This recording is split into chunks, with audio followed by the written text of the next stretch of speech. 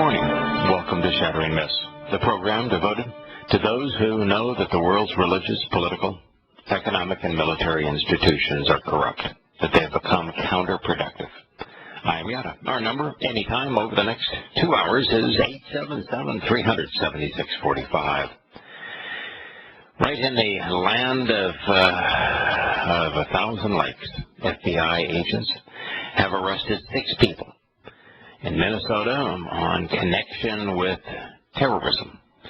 In this particular case, the connection isn't really with terrorism. They didn't do anything that would be considered terrorism. Their goal was to aid and benefit the Islamic State. So, in America, these individuals, 6 people, were Muslims, and they were arrested because they wanted to support Islam. Several of those arrested,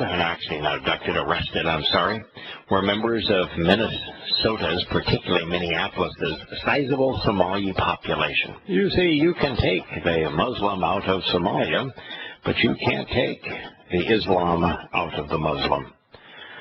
Once a person has become indoctrinated by a religion, it is nigh on impossible for them to jettison it, and it will continue to fester until it not only consumes them, but in the case of Islam, is malignant and destroys all living cells surrounding it. The nature of the religion, it can't be fixed. It isn't resolvable. You can't love them into peace. You can't do anything in their countries or in them that is going to make a difference.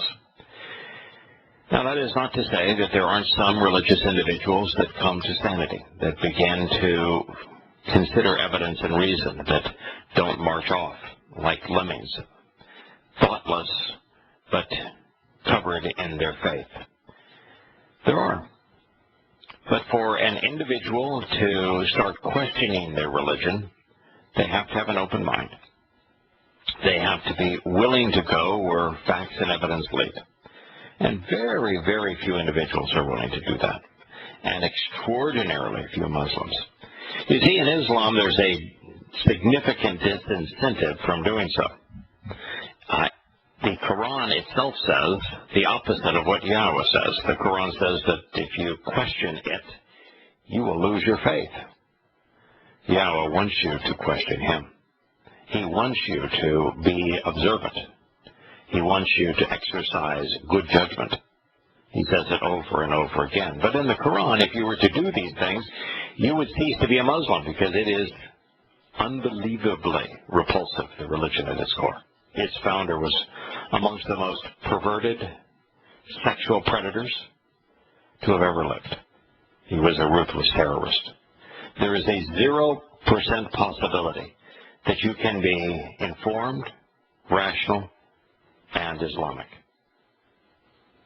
So that is the disincentive. The Quran says if you start to question the Quran, you will cease to be a Muslim. Oh, but I forgot that other part. In the 4th surah, because that's in the 5th surah. In the 4th surah, it says that if a Muslim questions their faith and leaves Islam, they must be killed. So to leave Islam, the disincentive is that Muslims will kill you. So you don't have a lot of questioning Muslims, and therefore you can't do anything to solve this problem. So America, stupidly, brought Somali refugees into this country, thinking it was doing a good thing, but all it did is bring in the most deadly and destructive disease humanity has ever known. Islam.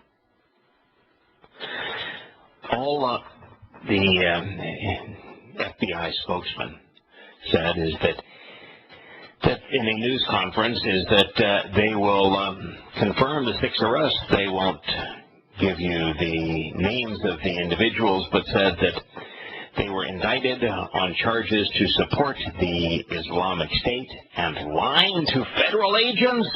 Oh boy, you can't lie to a federal agent. Now, the federal agent can lie to you, but you can't lie to them. I would call that hypocrisy. Part of the hypocrisy of America. We pay their salaries, and we can't tell them to freeze, to lay down prostrate in the dirt. We can't put our knees in their backs and handcuff them. We can't rob them of their freedom. But even though they work for us, they can do all of those things to us, even if we've done nothing wrong. And then when we resist them and their belligerence, we can go to jail for resisting them and their belligerence. It is the new America. Yes, they are under arrest now for having lied to federal agents. And there is a rumor that they were recruiting potential Islamic State jihadists amongst the Islamic population of America. Dozens of people from Minneapolis, St. Paul, many of them Somali youths, have traveled or attempted to have traveled overseas to support the Islamic State or al-Shabaab. Let them go. If they want to go back to the hell of Islam, let them. It's the safest thing for everyone involved. The news has come and gone that the Iraqi militant leader, and he's really the former right-hand man to Saddam Hussein, has been killed in Iraq. At the time he was killed, he was leading an Islamic State brigade.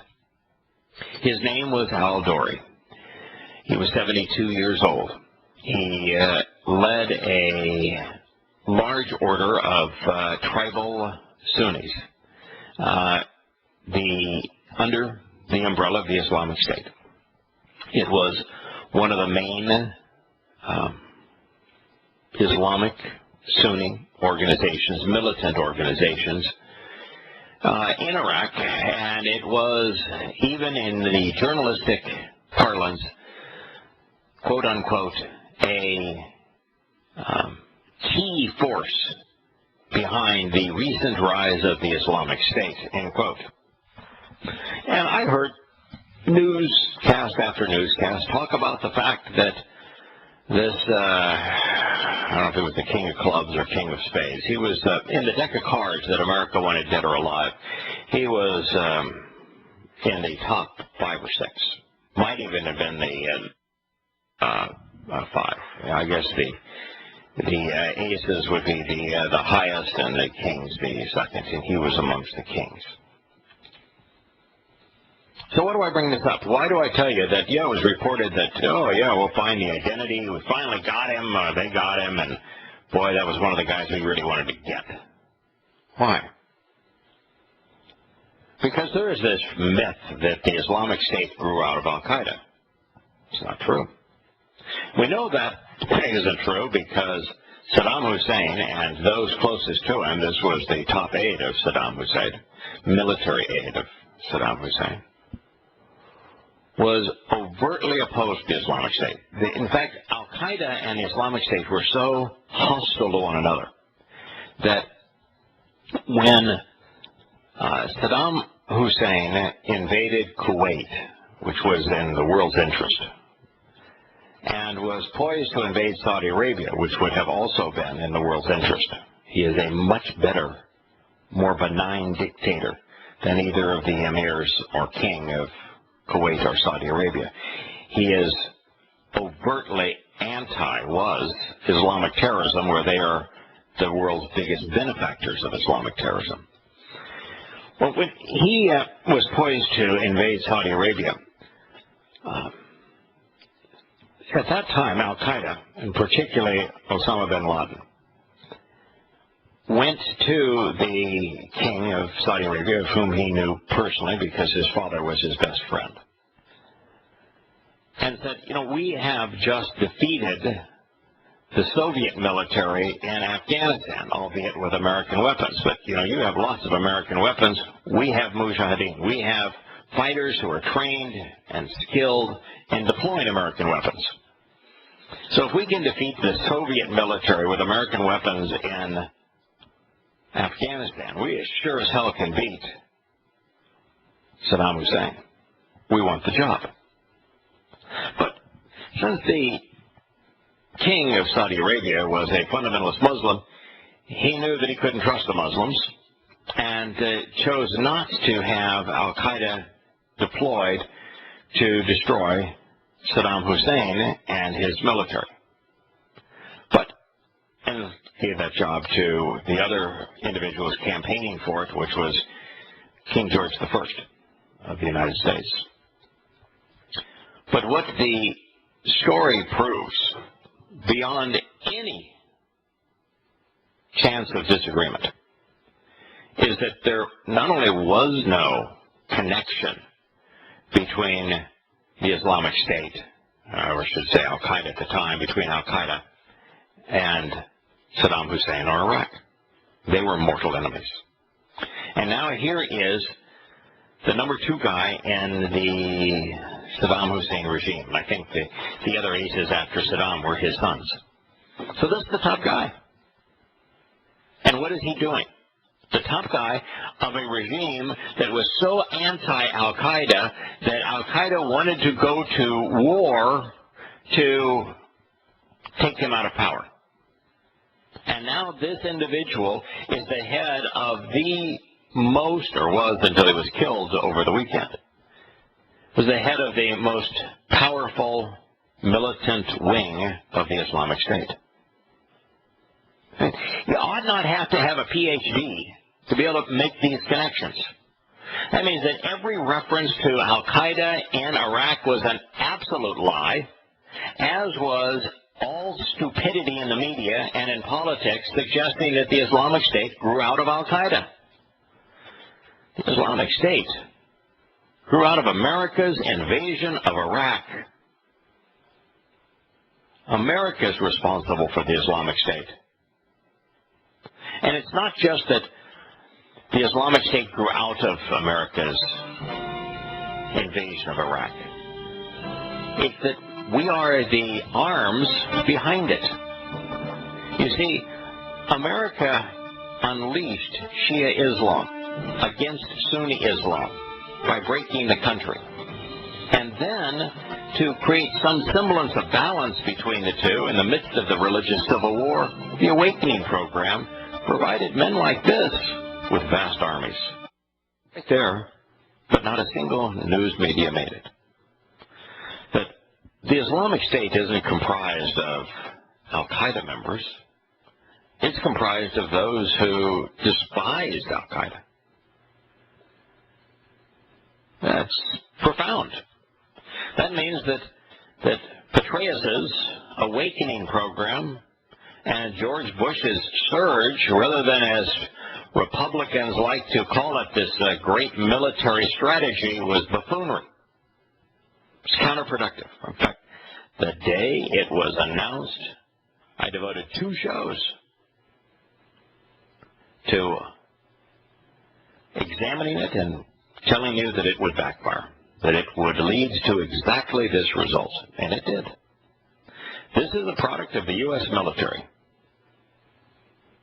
And it tells you everything you need to know about why the civil war exists in Syria, which is directly related to this, because as America invaded Iraq and deposed the best dictator in the Islamic world, that's still a creep, but he was the best dictator in the Islamic world by a considerable margin. We essentially gave Iraq to Iran.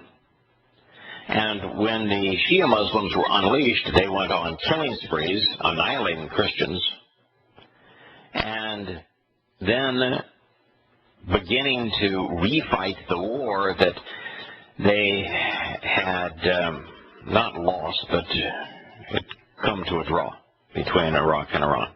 Now they were in a position to annihilate the Sunni Muslim population of Iraq and incorporate Iraq into Iran. That's what America did. And then America essentially gave the mullahs, the Shia Muslims, the right to control those elections, and they did. And so Iraq's military is Iran. The units that are actually successful in in holding off the Islamic State are Iranian military units.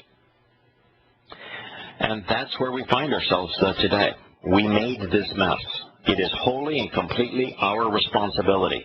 By trying to influence the situation, impose American values on Iraq, we made the situation infinitely worse. It's not that our military did their best and we should be proud of their service and that they went over there to provide for our freedom. None of that. They made a bad situation infinitely worse. They did a horrid job. And those who directed them should all be tried for treason, as they made America vastly less safe, and they ignited a civil war that has killed hundreds of thousands. A war that will continue to fester until it ultimately ignites into World War III. Millions and then billions of people are going to die simply because our government was unwilling, unable to recognize that the problem was Islam, and that by dividing and then arming Sunni and Shia Muslims, that you would end up with a horrid civil war. And that's where we find ourselves today. And we don't find ourselves there because of Al-Qaeda. Al-Qaeda doesn't even exist anymore. Hasn't been relevant really since America deployed them to fight a proxy war against the Soviets.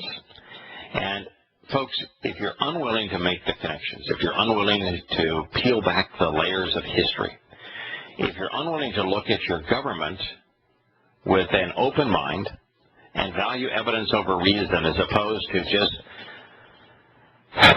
fall prey to the indoctrination that it's a good thing to be patriotic, then you're going to constantly be led astray, played for a fool by a government that is spending your money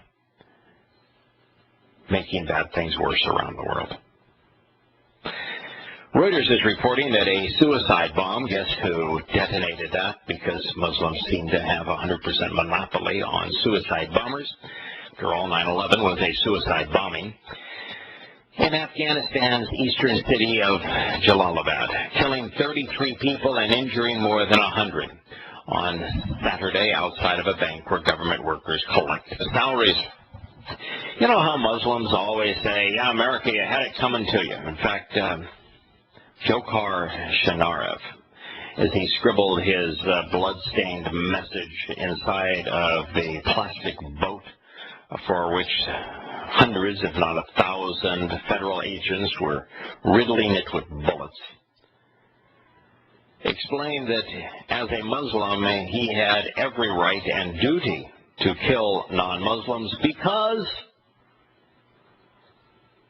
non-Muslims were killing Muslims. Because America was killing Muslims, he needed to kill Americans. These morons, they're incapable of recognizing that, well, yes, America does do stupid things that lead to the deaths of lots of Muslims. The fact of the matter is, Muslims kill vastly more Muslims than do non-Muslims. It has been the case for a very long time. In fact, I suspect it's been the case since the beginning, all the way dating back to Muhammad. This is a cannibalistic religion. It is a death cult, and Muslims are responsible for killing Muslims. The police chief said it was a suicide attack, but he had yet to determine if the attacker had worn the explosives or he had them placed in a car. It's too early to tell what kind of suicide bomber.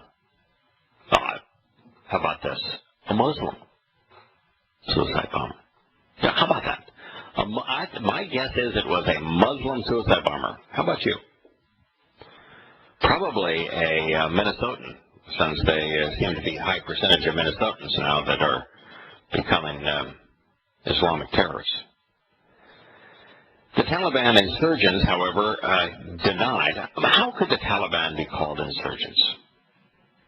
The United States rented the Taliban from Pakistan to fight a proxy war against the Soviets in Afghanistan. It led to a lot of people dying. And then after that, of course, rather than having a Soviet government, a Soviet influenced government in Afghanistan, the consequence of America, which, by the way, was incapable of figuring this out. Zygmunt Brzezinski, the great scholar of the left, and Jimmy Carter, the peanut farmer turned president and anti-Semite, weren't capable of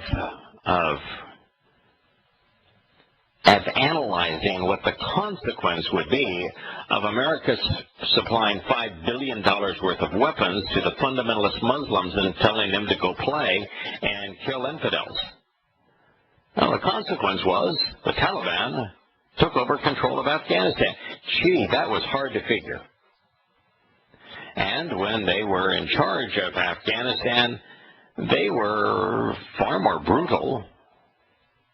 It's a far worse consequence for the Afghani people than was the case when the Soviets were there. So how can the government, the former government of Afghanistan, be called insurgents? But nonetheless, the media in America aren't very bright, so that's what they called them.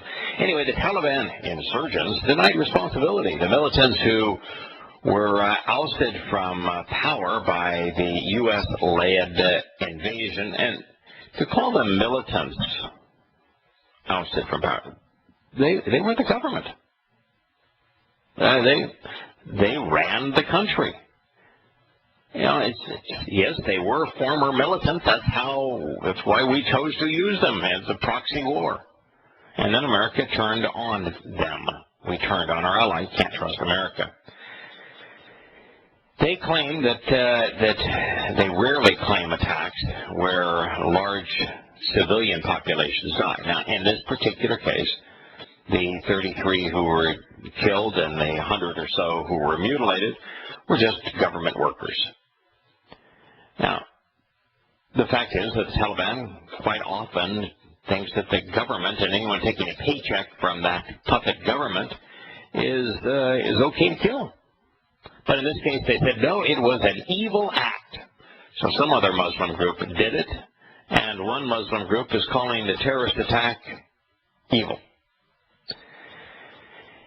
We strongly condemn it, this evil act, the Islamic militant spokesman Zabihullah Mujahid told Reuters. Police said another blast that shook Jalalabad was a controlled detonation after experts discovered a further bomb close to the scene of the first explosion. They put the second bomb in because they want to kill those who come to the aid of those who they have mutilated. Local media reported a former spokesperson from the Taliban, this would be the Pakistani Taliban, as if there is another Taliban. I guess we're distinguishing now between the Afghani Taliban and the Pakistani Taliban as if there were a distinction between them. There is none. For bombings in the eastern city on behalf of the Islamic State in both Pakistan and Afghanistan. So the Taliban is saying, no, we didn't do it, it was evil. But a spokesperson, which means a leader, a trusted confidant for the Taliban, is saying, we did it, and we did it under the name of the Islamic State. Now, that should be a big concern. And that is that, well, the Taliban in Afghanistan recognizes that they do not need to affiliate themselves with the Islamic State to garner power because they have as much control over Afghanistan now as they did before the U.S. invasion. And the moment America leaves, their grip on Afghanistan will be ironclad. But there are other elements in Afghanistan that are not quite as numerous, that aren't quite as well equipped, and for them to garner power, they need to align with whoever is the most successful Islamic terrorist organization of the day, and that day, today, that is the Islamic State. And so we have seen exactly what I predicted, that once America declared war on the Islamic State, they would become the largest, most popular, most lethal terrorist organization in the world. That are declaring war on them rather than eliminating them, as the politicians pounding their chest in Washington who agreed with this war, stupidly, have said, that it would make them more powerful, that it would have exactly the opposite effect, and that is what is occurring.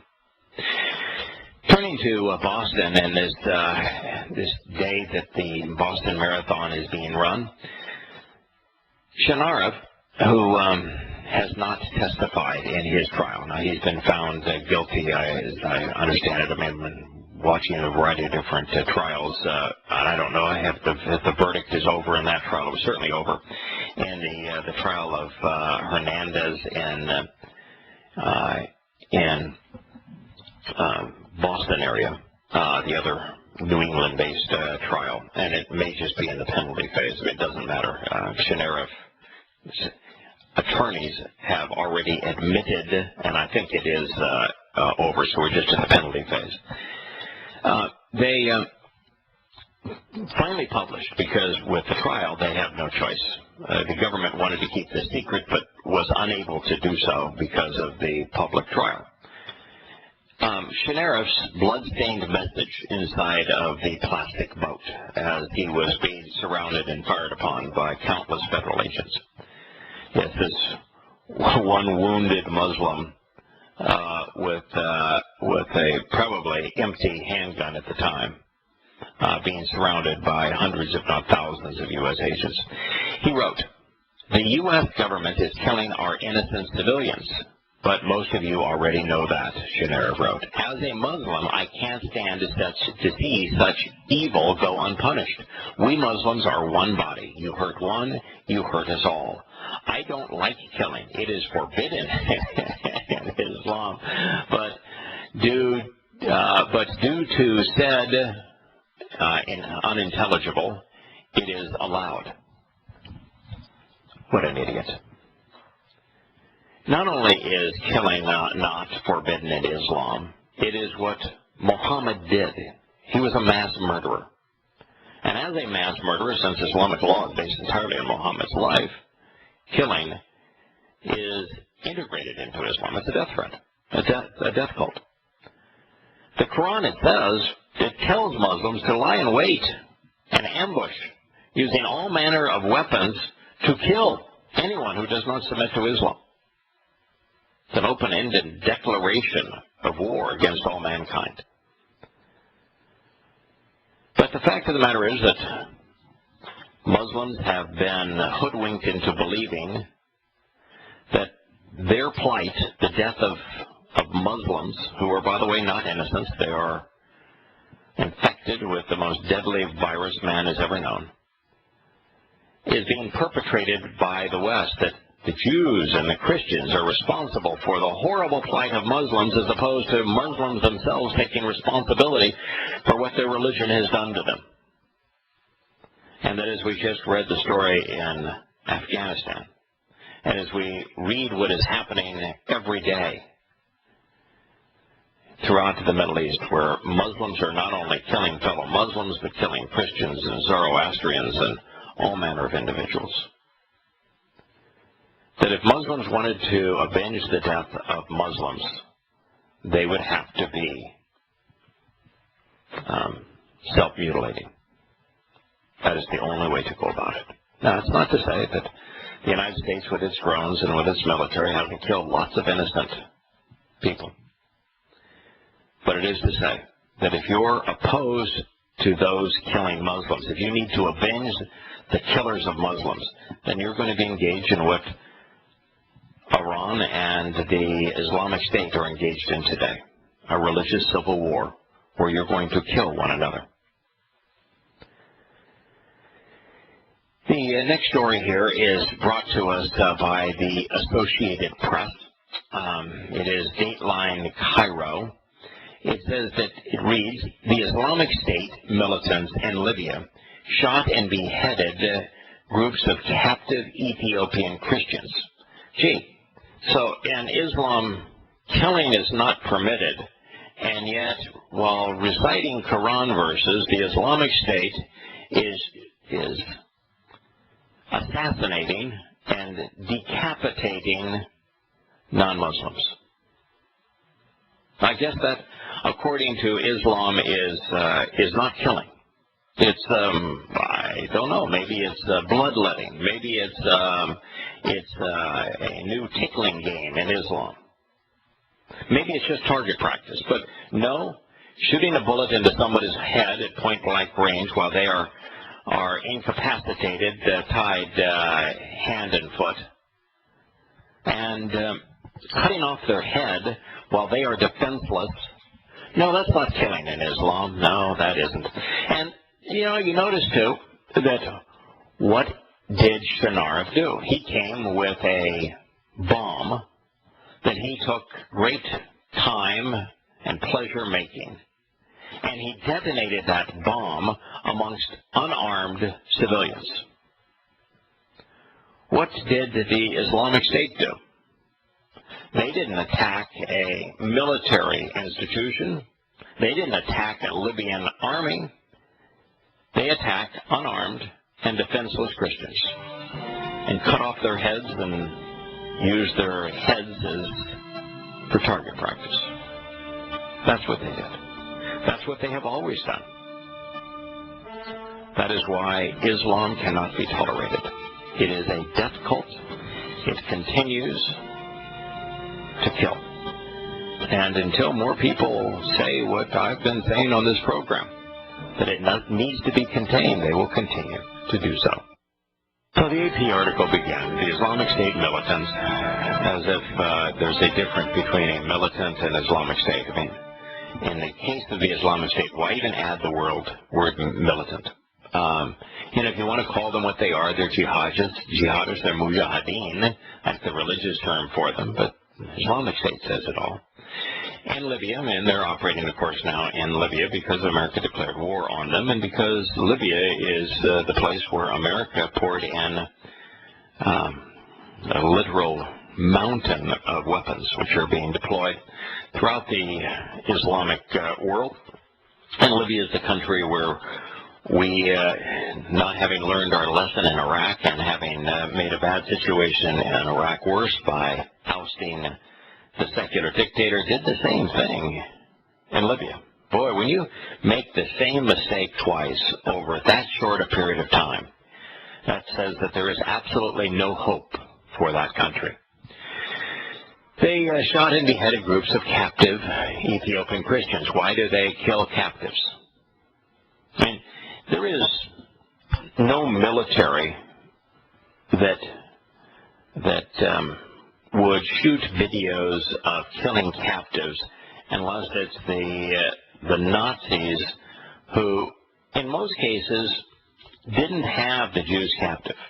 In most cases, they went after the civilians because they blamed the Jews on their plight, and therefore they said the Jews had it coming, so they just simply herded Jews into cattle cars and then off the cattle cars to kill them en masse and film the whole thing. But in the case of the Islamic State, they go after Christians. Now, there is, of course, no connection whatsoever between a Libyan Christian and any harm that's ever come to a Muslim. But nonetheless, they incapacitated them before they killed them. It sounds kind of like the United States police agencies. And they not only killed them in this way as cowards, but they celebrated. The attack widens the circle of nations affected by the group's atrocities while showing its growth beyond a self-declared caliphate in Syria and Iraq. No, it doesn't. It's not widening it. I mean, where has AP been? I mean, there have been for the last several months declarations of atrocities in the name of the Islamic State in Nigeria and Chad and Libya and Egypt and Somalia and Yemen and, goes on and on. The release of the 29-minute video comes a day after Afghanistan's president blamed the Islamic State for a suicide bombing that killed at least 35 people and underscores the chaos gripping Libya after its 2011 civil war. It wasn't a 2011 civil war. No, it was a proxy war that America, Senator John McClown and the Obamanator decided that they would join forces and bomb Muammar Gaddafi. And what we ended up with, because Americans seem to be incapable of understanding cause and consequence, is we ended up with a terrorist state. And the chaos that we left in our wake is very similar to the chaos America left in its wake in Afghanistan. The same chaos that America left in its wake in Iraq. The same chaos America left in its wake with its drone war over Yemen. The same chaos America has left in its wake in Pakistan and in Egypt. We're good at screwing things up. It also mirrored a film released in February showing militants beheading 21 captured Egyptian Christians. That film was a fake, which was immediately drew Egyptian airstrikes on the group's suspected positions in Libya. Whether Ethiopia would or could respond with similar military force remains unclear. Why is that even relevant? I mean, why even was the one bombing mission that Egypt took over Libya relevant other than to show the war is expanding? Why is Ethiopia's response to what the Islamic State did, and whether or not they will try to fight fire with fire, will try to resolve murder with more murder, relevant? It's like this myth when I tell people we should not have invaded Afghanistan, we should not have invaded Iraq, and they say, well, you had to do something about 9/11. So, in their mind, not understanding how 9/11 was staffed, the motivations behind it, who conceived the plan, that's all irrelevant. Just go do something. If you do something, oh, that's much better than doing the wrong thing. We'll be back in a moment.